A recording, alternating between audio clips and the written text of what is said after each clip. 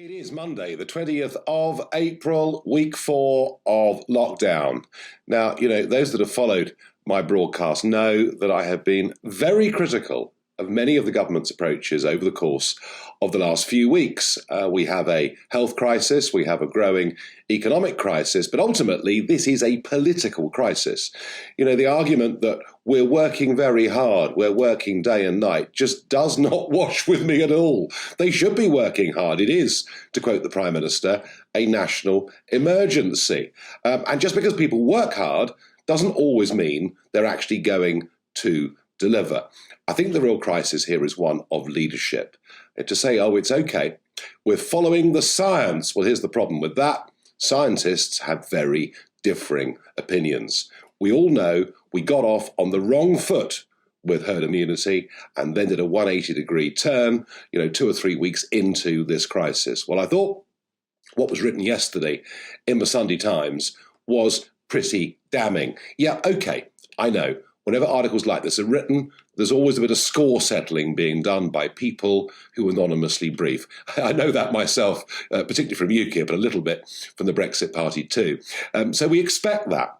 But the charges are those of complacency, those of inefficiency, and even those of sloth, those of spending too much time on holiday. And that was directed at the Prime Minister. He spent 10, 11 days missing in action. He was in Chequers at a pretty crucial period of all of this. Now, look, he had some personal problems, end of marriages, getting engaged, a baby on the way. I understand all of that. Thank God he is getting better. That is really, really important. And I think with the right level of leadership, once he's back at the helm, he can turn some of this around. And I think that he needs to, because I'll tell you something, Keir Starmer isn't Jeremy Corbyn. And I have a feeling on one or two areas that public opinion could start to turn very sharply against this government. The one thing I am certain of is that Boris is by far the best of a bunch who, in the main, are pretty average. So let's think about testing. Yes, Matt Hancock, the health secretary, who so reminds me of that classic Cameron Osborne era politician, somebody without any real achievements in life at all, whose sole ambition is to climb the greasy pole. And he sort of thinks he can just stand up at press conferences and make us promises about the numbers that are going to be tested.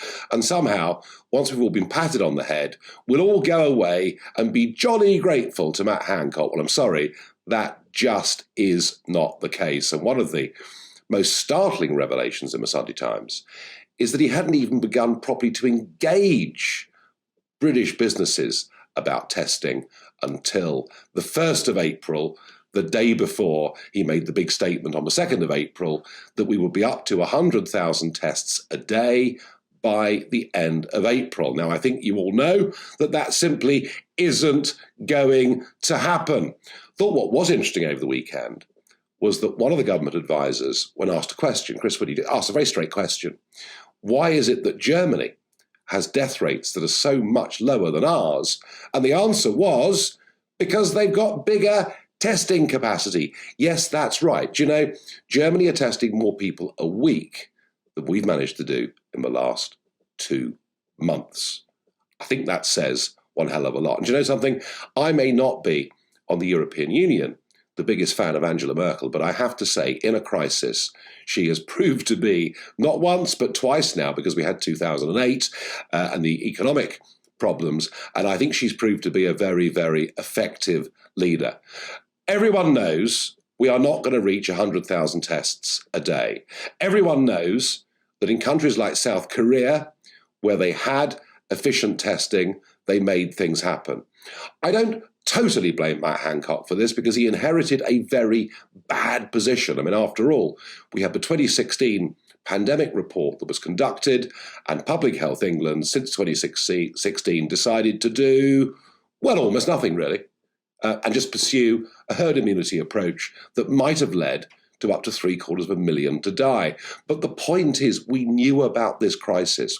We really properly knew about this crisis in the third, week of January. It is now the 20th of April, and Hancock has been unable to get a grip on this. I think he doesn't have the authority. I think the public are now beginning to see right through him. And Boris, when you're back at the helm, sack him, get rid of him, show that as a leader in a crisis, you can be ruthless. You absolutely need to. This, of course, all leads us on to PPE. And what a week this is going to be for PPE. It is, I think, going to dominate the news agenda over the course of the next couple of days. I mean, they must think we're stupid. You know, some non-entity called Robert Jenrick, who apparently is a cabinet minister, stands up at the weekend and says in a very wooden delivery that it's all okay because there's a consignment of PPE that's on its way to us from Turkey, which I suppose makes a nice change from China, you know, because we normally rely on China for everything and think they're our saviours and praise them to the heavens. No, it's on its way from Turkey, and an impressive 400,000 medical gowns are going to be delivered tomorrow. Well, that sounds pretty good, doesn't it? Until you understand the numbers. That is only 3 days' worth of supply. And as we found out yesterday, it didn't even arrive on time. We are facing, and it's not just the NHS, you've got to think about people in our care homes. We, of course, the only country in the world who are announcing our death figures and not including those died in care homes. So when we finally get the truth, we know the figures will be several thousand higher than they are now. Quite why government can't level with us. Perhaps they think we're too stupid. I don't know, but we do need to be told the truth. So I think a good thing that happened over the weekend was that Lord Dayton was put in charge of delivering PPE and properly engaging British manufacturers. He's got a lot more chance of commanding respect out there amongst British industry than Hancock would ever have had. So I'm pleased that Hancock at least has been relieved of that duty. Dayton, of course, he was famed for delivering a very successful London Olympics and is known as something of a doer. But, you know, for the last 3 or 4 weeks, many of us have been talking about the comparison with the media baron, Lord Beaverbrook, who came in 1940 and who was, you know, I think something of a tyrant, frankly, but got aircraft production to where it needed to be. This is a good move, but it should have happened weeks and weeks ago. I repeat the point. Boris needs to get a grip. And I tell you this, if by the end of this week, and bear in mind there are now 80 frontline healthcare workers who have died during this crisis, if by the end of this week we start to get, you know, genuine rebellions from some nurses and some doctors, then I promise you public opinion will snap. And Keir Starmer, as I said earlier, he's not Jeremy Corbyn, but Boris can save the day. He just needs to. Now, lockdown. 4th week of lockdown. We're briefed this morning that Boris is worried about easing lockdown for fear of a second big contagious wave. And I completely understand that. In fact, I suspect that what will happen during the rest of this year, as we get gradual easings, and as we see reinfection coming back, I think there's going to be a sort of a little bit of a sort of stop-start, trial and error approach to this. It's one of the things that says to me, I can't believe the extent to which the stock markets have rallied, as if it's all going to be okay. It's not. There are going to be setbacks along the way. And I understand that concern of Boris Johnson's. I still think we do need to start easing. I've talked about garden centres before. And I'll make this prediction. I've done it already, but I'll do it again. Once again, in a spirit of followership, not leadership, we will be wearing face masks in this country very, very soon. Certainly on public transport and certainly in our big cities. So we'll have to maintain social distancing. We'll be told to wear face masks. There will be a gradual easing of the lockdown. But I do feel very sorry for some people. Yesterday morning on LBC, I had a phone call from a 90-year-old called Alan, who said to me that his wife had died, both his children had died, he's 90, he's on his own, and he said in an absolutely heartbreaking voice, you know, I'm being told I might have to isolate for up to another year. I don't think I can bear it. And it was a very difficult phone call to take. Now, it does seem to me that 700,000 people volunteered to help in any way they could. And surely people like Alan need to be linked up, getting a phone call every day, maybe even the odd little chat 6 feet away on a doorstep. So I'm afraid lockdown is going to persist for quite a long time, and that's got pretty serious consequences for the mental health of the nation. I've no doubt the divorce rate's going to go through the roof as well. So it's not an easy time for any of us. We just, again, need to be treated like grown-ups and at least given some way forward. You know, Mrs. Merkel speaks to the German nation in a completely unvarnished way, not holding back the truth. And she's been offering the Germans, you know, some real genuine light at the end of the tunnel. We're not getting any of that.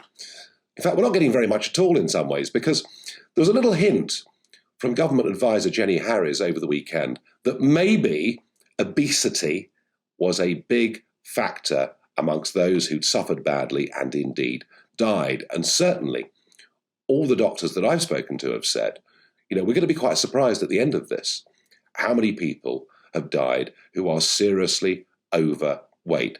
It's not a conversation we're having. I suppose it's too difficult for a politically correct government to talk about obesity for fear of causing offence to a large percentage of the population, but we need to do it. And when you think about it, when the government are spending vast sums of money on adverts, you know, I hear them on the radio, step outside your front door and you might die.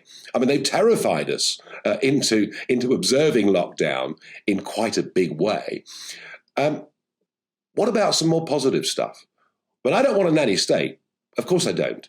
But what about some adverts giving us some advice during lockdown about health and exercise, fronted up, not by some bureaucrat, but fronted up maybe by a celebrity or whatever? I think there could be some positive things that government actually tries to do.